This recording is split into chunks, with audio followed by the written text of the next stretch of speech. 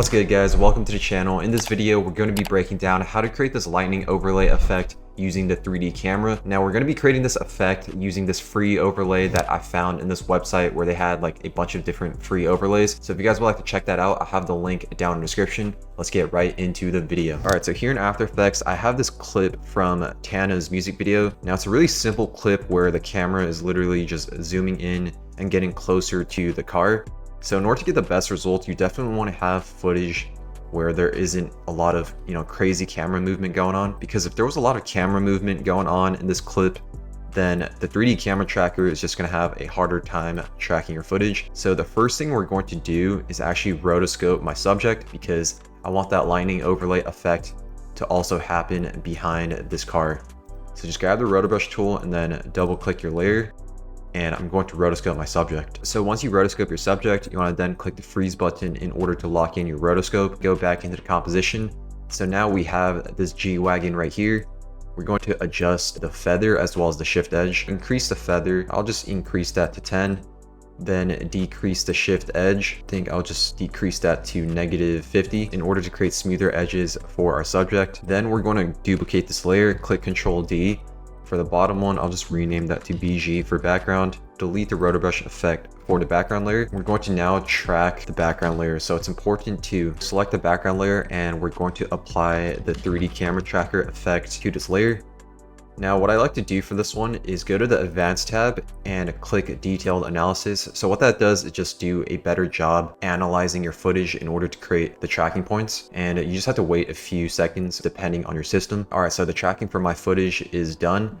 And in order to get the best results for the average error, you always want to have it, I would say, like below 1, but if it's like over 1, it should be fine depending on your clip. But the lower the number is for the average error, the better results you're going to get for the tracking of your footage. And for some reason, if you can't really see the tracking points, you can always just increase this value and it's not going to have any effect on the actual lightning effect that we're going to create. You can also increase this target size if you can't really see your target size, but I'll just leave both of them as it is. Actually, I'll increase this just by a little. And now we have all these tracking points throughout our footage. So I'm going to pick a spot that's like really stable. And I think right here in the middle where this flag is, it's a really good spot. So I'm going to click that and then right click it. Click Create Solid in Camera, and that just adds the 3D camera and this solid layer right here, which is just going to be a placeholder. We're going to eventually delete it, but as you guys can see, the solid layer is like very still. There isn't a lot of movement going on, so we know that the tracking did a good job for this footage. Now we're going to add that lightning overlay, so let's turn this layer off for now.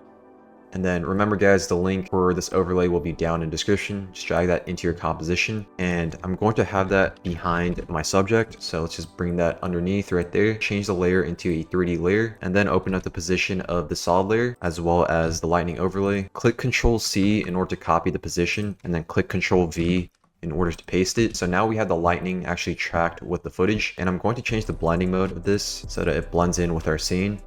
I think like either screen or add should look good. Yeah, I'll just leave it at add. Then let's increase the scale for this. Increase the scale like that so that it actually fills the composition. And then let's just bring the position down, play this through to see how it looks.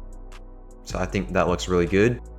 And I only want the lightning effects to happen like in the middle of this clip because I feel like there's a little too much going on. So I'm just going to cut this layer and then I'm just going to go forward and have it like stop right here. So just cut that layer and I'm only going to have it in the middle of this footage. If you want the lightning to be a little more exaggerated, you can also just add a glow to it. So you can add like any glow that you want. I'll just add this one right here.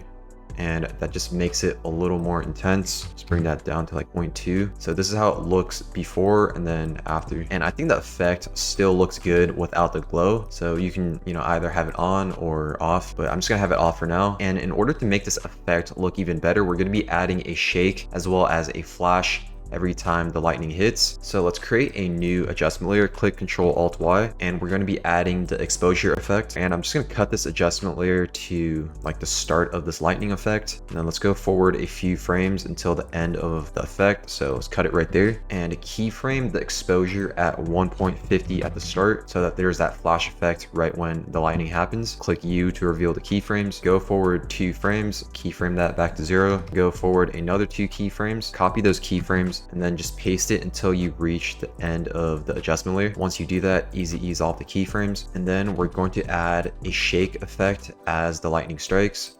So create another adjustment layer, and for this one, I'm going to be adding a shake from my Motion Energy Effects V2 editing pack. If you guys want to check that out, you can use the discount code Energy25 and receive a 25% discount. The link will be down in the description. So when you open up the user presets, just go to the shakes folder, and I'll just be adding the classic shake 6 frames. Open up the keyframes, cut the adjustment layer right there. This is what we have for the effect so far. So I actually want that shake to happen a little faster. So I'm going to bring this back like 2 frames, cut the adjustment layer, and that just makes the shake a little more intense. Then we're going to add another flash as well as a shake when the second lightning strike happens. So I'm just gonna go forward like right here, and then just duplicate this layer, bring this forward. We're gonna have this one be a little longer because this lightning is a little longer. So just extend the adjustment layer and then just keyframe the exposure, and then right when the lightning hits, we can add second shake. So just duplicate that shake layer, bring it right there. This is what we have for the final effect. So by adding the shake and flash effect, it just makes the lightning effect hit even harder. But that's all there is for this video. If you guys enjoyed this video and found it helpful, make sure to drop a like, subscribe to the channel, and I'll see you guys in the next video.